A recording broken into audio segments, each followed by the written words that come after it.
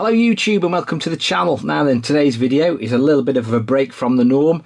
We are reviewing an aeroplane. This has very kindly been donated to the channel for review by Banggood, so big thumbs up to them. It's the Eachine 400mm wingspan Spitfire. Now then, they asked me if I wanted to review a plane. I said yes, of course. Now the last time I ever flew anything was when I was about 7 years old, and it was one of them polystyrene warbirds you get at the seaside. I have never flown anything in my entire life, so I am a complete noob. But apparently these things have got inbuilt electronics that make you look absolutely brilliant even though you don't know what you're doing. So this is going to either end in tears, it's going to be fantastic. That's what we're going to be doing today. We're going to be reviewing this Spitfire, and hopefully, fingers crossed, I'm going to be trying to fly it. Now this Spitfire is available on Banggood. It costs 95 quid, or approximately $127. They do several other Warbirds. I think they do a Messerschmitt ME109, they do a Mustang, they do a Thunderbolt. But seeing as I was British, I think they sent me the Spitfire just to be patriotic. Now before we open it up, we'll have a quick look at the box because I am completely new to planes. Apparently we've got a 6-axis gyro. That will come in very handy later on, hopefully. 2.4 gig. Apparently it's got a powerful motor. Now I believe the propeller is built or made to break off on this, so you can just easily reattach it, which is going to, again, that's probably a good thing. It's supposed to be ready to fly, USB charging, and the most important one for me is it's crash resistant. So enough of the waffle, let's crack the box open and see what this baby looks like. Right then, in the box we get our instructions, and I've just noticed how this spelt Spitfire. It's Spitfire. I should be having a look at these thoroughly before we take to the air, because like I say, I haven't got a Scooby-Doo what I'm doing. We've got 2 LiPo batteries. Apparently these are good for 10 minutes each. Strangely enough, for an extra £1, you can get the 3 battery version. Go figure. Now it comes with a 2-bladed prop on the actual plane itself, and you also get another spare 3-bladed prop and another 2-bladed prop. I'm not sure what the logic behind that is, but I'm sure we'll soon find out. And we've got a little USB charger and some landing gear, and we've also got the all-important transmitter, but we'll have a quick look at that in a minute when I've figured out what everything does. Anyway, I'm going to put the batteries on charge, I'm going to have a read of the manual, then I'm going to get back to you. While I was waiting for the batteries to charge, I have gone ahead and stuck the landing gear on. That's a fairly straightforward operation. I've also put the 3-bladed prop on, just because it looks a little bit more authentic more than anything else. I'm not sure what benefit the 3-bladed prop will give you as opposed to using one of these 2-bladed props. These are a larger diameter, however. One thing I have noticed is that the motor sits a little bit skew-iff in the I was just about to say chassis then, but I should say fuselage, shouldn't I? So the prop itself runs slightly eccentrically. I have sort of had a look at whether or not I can straighten it out, but with it being so delicate, I daren't touch it really. Now then, the battery lives in a little compartment just behind the prop in there. Like I say, you get 2 batteries with it. Right then, we'll have a quick look at the controller, and from what I understand, we've got a power button here, turns the controller on and off. These 2 sets of switches here are the trims for the elevator and the ailerons. God help me. We've also got, what else have we got? We've got our elevator and aileron controls here. So by moving these around, we will move the appropriate control surfaces. This one is our throttle adjustment. See how it stays in the same place. That's not spring loaded, that portion is, so we can set the throttle and then get on with the business of flying. And that is our rudder control. These 2 switches don't do anything. Now the important switch for us at this moment in time is this toggle switch on the top. Now you can have it set in 3 modes: expert, mid, or complete idiot. So that's the one we're going to have it in first off, because hopefully there's some magic pixies that live in this thing that control it for you. Apparently it's called, where is it called now? X-Pilot Stabilizer. So hopefully there's some very clever wizardry that flies this thing for you. We've also got, I don't know if you can see there, we've also got an aerobatics button, which we won't be touching, but apparently you can have it on beginner mode, and you can press the aerobatics button, and if you move the is it the aileron adjustment? It performs a roll for you apparently, but we won't be touching any of that. And I've just been reading the instructions. There's supposed to be a 1-key U-turn return function. So if it's sort of flying away from you, not 100% sure how to get it back, you can press something and it will return to you. I'm not quite sure. I haven't really got that far with it yet. But anyway, every day's a school day. I'm sure we'll get to grips with this. I can see me fishing this out of the nearest tree, to be honest. But anyway, I'll carry on. Now, while I've been waiting for the batteries to charge up, I've had a quick flick through the instructions to have a look at the controls and have a look at the calibration procedure you have to go through before you fly it. To do this, basically you have to turn the controller on. You have to make sure the aircraft is in a sort of a level-ish attitude. Plug in the battery. You can hear it has a bit of a frig around, and it sort of settles itself out. And that should have calibrated the gyros to that position. Now that the gyros have stabilised themselves, we can see them in action really. If I flip the thing over, if I try and move it, I don't know if you can see there, if you can see the servos trying to alter the control surfaces to compensate for my roll in the aircraft. So that's basically the gyros in action, and they're supposedly supposed to keep you on a reasonable level flight path, if you like. Now, I mentioned a throttle lock. Just bring it over here, Min, and that you basically you can't activate the throttle until you take it off. So to do this, you have to, throttle has to be in the max position. It beeps in the minimum position, and now we should be able to. There we go. Oh, we should be able to utilise the throttle. So that's the throttle lock, and the gyros calibrated. Obviously, we've got fine tuning on the elevators and the ailerons. How easy that is to do while you're flying it, I have no idea. But I'm pretty much set. So anyway, I don't know what the picture's going to be like because I've never filmed anything in the air before. So I'm taking a mate with me. Hopefully, we'll get some decent images for you. That, or you'll be able to watch us trying to remove it from the nearest tree. Anyway, enough waffle. Let's go and try it.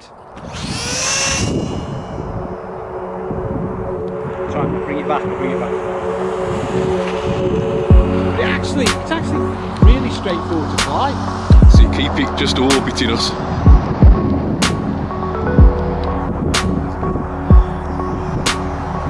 Because it catches the wind. It's dead hard. Dead hard to even see it on your screen.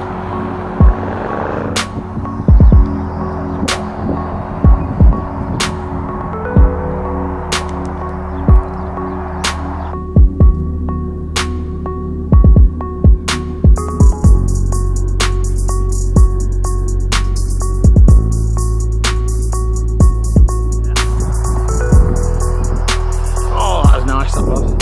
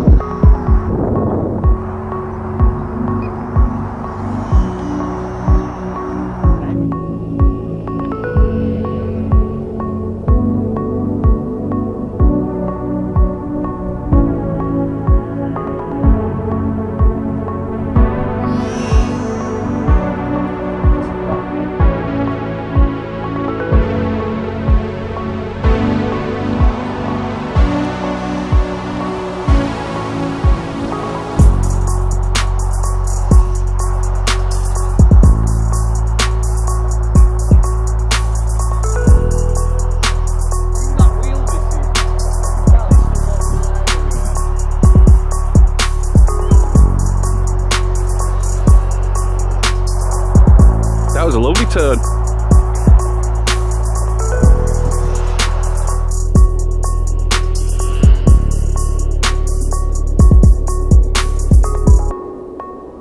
Right then, back inside, what did we think of the Eachine Spitfire here? Well, let's start with some good and bad points. Bad points? Can't think of any. Honestly, cannot think of any. There's absolutely nothing wrong with this RC whatsoever. Good points. I don't even know where to begin with this thing. I am a complete novice. I've never flown an aircraft, remote controlled aircraft in my life, yet I was able to do circuits and laps of the field, no problems whatsoever. There are some very, very clever electronics on this thing that make the job, if you're a novice anyway, flying a remote control plane very easy. Now, I'm not an expert with these things, but I took a mate of mine who's got a bit more experience than I have, and he was saying that obviously a smaller plane like this is much more difficult to fly, and it honestly surprised us both. I mean, this thing will take off from the ground, or you can sort of air launch it by throwing it. Obviously, the grass was a little bit long across the field, so we air launched it. Literally, from the moment you launch it, you're flying. You honestly, I can't begin to describe how competent this thing is and how competent it makes you look, even though you're a novice. It literally just. All it wants to do is steadily climb and keep on the electronics, just keep it flat and level until you give it some sort of input, you know, with the ailerons or elevators, until you give it some sort of input. It literally just wants to fly straight and level, but you do get a gentle climb with it. But straight off the bat, I was able to fly it, literally straight off the bat. I mean, we were both absolutely gobsmacked how easy and straightforward it was to fly. I mean, he's got a bit more experience with regards to radio controlled planes than I have, but he probably wouldn't mind me saying this, but he hasn't flown one for years, and he's probably a little bit rusty, and I persuaded him to have a go, and literally he literally just jumped on and flew it round the field. I mean, obviously that's on you've got beginner mode, idiot mode I like to call it, and it does take care of a lot of the hard work for you. But as you gain some confidence, you can actually obviously turn it on to intermediate and then expert. I mean, at one point we did have it on intermediate, and it does sharpen up all the controls, so it just becomes a damn sight more responsive. I mean, if you turn it on to expert, I think it turns all the gyros off and you get used to the rudder. Again, I'm absolutely gobsmacked. I haven't got a bad word to say against this thing. It's a brilliant little piece of kit. And if you are thinking about if you're a complete novice and you're thinking about buying a little RC plane, get one of these. I don't think you could go wrong at all. Now, while I was out with it, I did actually break one of the landing gear off, but that was simply due to my inept handling of it, my terrible landings. I did actually break one off. So if you're going to use it in tall grass, etc., where you could probably foul the gear, I would actually leave them off and just sort of belly land it. I'm even impressed with the transmitter. I mean, even the transmitter feel a decent quality piece of kit, and the batteries themselves. I mean, the thing will fly on like partial throttle as well. You can have like 1/5 throttle, and the thing will continue to fly. And if you do that, the batteries, like these little tiny batteries, we got about 10-15 minutes out of them easy, and they're tiny, so you do get plenty of run time with it. Now, it actually did get quite blustery over there at one point, and even when the wind picked up and you've got a lot of crosswinds and it was quite blustery, all the gyros all they did is just compensate for it, and it also takes all the frustration out of learning, because you can learn to. There's nothing worse than starting a hobby or starting something and it's very difficult and you just get frustrated and you give up. But with this, if you've wanted to learn how to pilot an RC plane, instantly you're flying. Instantly, you make it a decent job of it. You know what I mean? And as you get a bit better, you can turn it to intermediate, which gives you a bit more control, and then expert, which turns off all the assistance. So it's not going to be a frustrating experience. You just can have loads and loads of fun with it. Okay, then, would I recommend Eachine Spitfire to anyone? And the answer is absolutely yes. This thing is simply fantastic. I've not got a bad word to say against it. If you're a complete novice like myself, you can literally jump straight in and fly a plane. It's that simple. I mean, I can imagine actually, even if you are fairly experienced, you will still find this thing entertaining. It's just simply good fun, and I would wholeheartedly recommend it to anyone. And a massive thank you to Banggood as ever for supplying this to the channel for review. I shall leave all the links in the description, including the ones for the Messerschmitt, the Thunderbolt and the Mustang. If you found this video of some use and interest, please give it a big thumbs up, and if you're feeling that way inclined, hit that subscribe button for more similar future content. Thanks for watching, guys, and I'll catch you again soon.